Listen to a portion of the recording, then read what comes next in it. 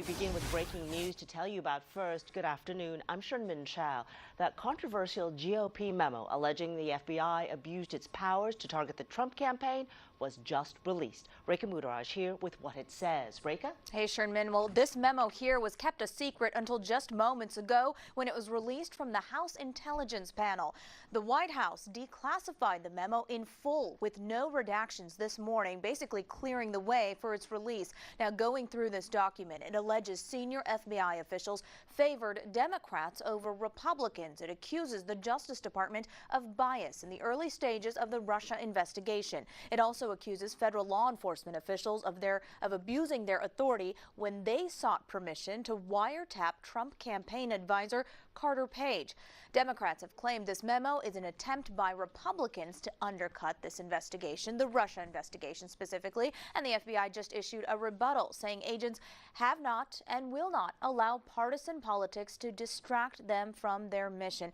Now, speaking from the Oval Office just moments ago, President Trump called the claims of bias in the memo a disgrace, and he went on to say certain people should be ashamed of themselves. Well, we are going to continue to go through this document here. We're going to bring you updates on air and online at KHOU.com. Sherman? All right, thank you, Reka. Now to the latest in the Larry Nassar case. An attack by an outraged father left him pinned to the ground in a courtroom.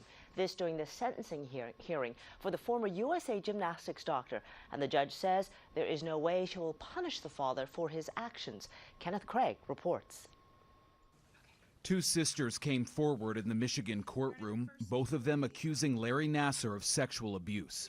When I was 13, just a kid, laying on a table at MSU. Their father listened as his daughters described the trauma, which was suffered by a third sister as well. I really feel that my entire family has gone through hell and back. When the sisters were done speaking, Randall Margraves made a request. I would ask you to, as part of this sentencing, to grant me 5 minutes in a locked room with this demon.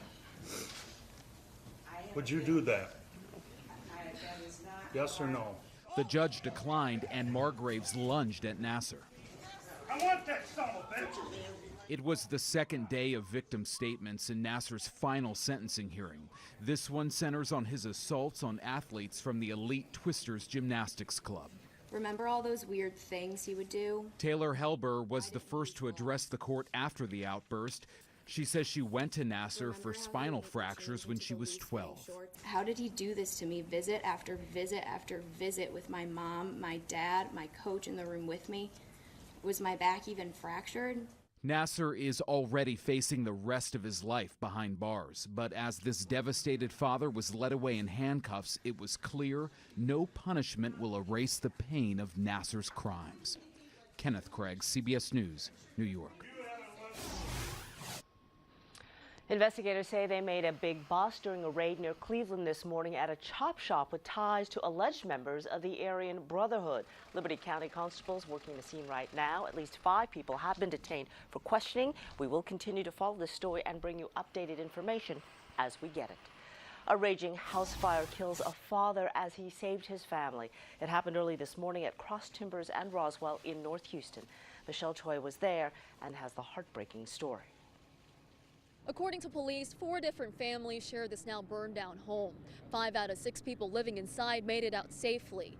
But sadly, the father that warned his family to get out never made it past his own bedroom. As the flames took over, firefighters worked quickly to save what they could of this burning home. Hands clasped tight, watching and praying nearby was Carlina Johnson. I pray that he got out and he's somewhere. Hoping her husband of 8 years made it out alive. It was just really fast. My husband woke up and he woke us, my son and I up. Thanks to him yelling fire, the 2 got out just in time, along with 3 others inside, but her partner never did. I thought he was behind me, but he wasn't. The heartbreaking scenario made worse hours later when firefighters found his body in a bedroom. I can't even imagine what they're going through. They just lost their husband and their father in a tragic accident. Arson investigators say a candle the couple used for warmth and light may be to blame. which quickly shed light on the housing conditions. There was no electricity provided. We're not sure why. Having been down on their luck, Johnson says they lived without it for the last 2 years. Detectives plan on talking to the homeowner to see what kind of agreement she actually had with the folks living here and to see if any housing codes were broken. Reporting in North Houston, Michelle Choi, KHOU 11 News.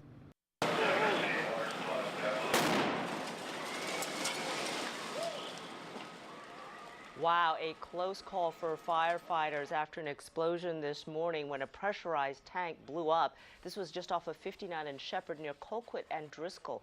Crews say they were lucky no one was inside that burning building when it exploded, so no injuries. Investigators still do not know how that fire started.